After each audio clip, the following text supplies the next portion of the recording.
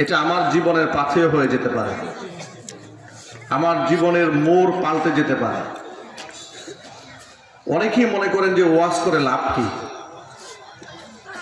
ওয়াজ করে কতটুকু লাভ হয় এটা ছোট্ট করে বলে দেই যে ওয়াজ করে যদি লাভ নাই হতো তাহলে ইসলামের দুশ্মন যারা তারা এই ওয়াজ মাহফিলের প্রতি এত ক্ষিপ্ত থাকতো না। ইসলামের দুশ্মনেরা ওয়াজ মাহফিল সহ্য করতে না পারাটাই প্রমাণ করে এর মাধ্যমে মাহফিলের মাধ্যমে এলাকার ব্যাপক পরিবর্তন সাধিত হয়। ঠিক কিনা বলেন? আমার হাতে সময় একেবারে সীমিত।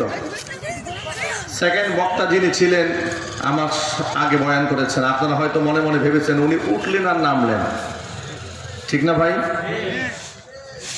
উনি রাস্তায় যানজটের কারণে কিংবা ত্রুটি বিচ্যুতির কারণে কিংবা ভুল রাস্তায় চলার কারণে ওনার এখানে পৌঁছতে দেরি হয়েছে, ওনার নির্ধারিত সময় উনি আসতে পারেন না। কিন্তু আমাদের নির্ধারিত সময় ছিল রাত 8টায়।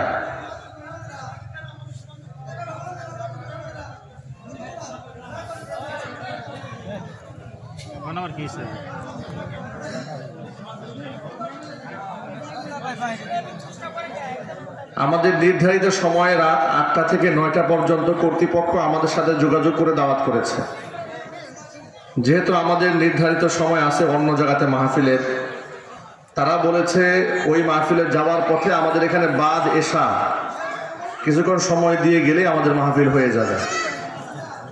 তা আমরা সুনির্ধারিত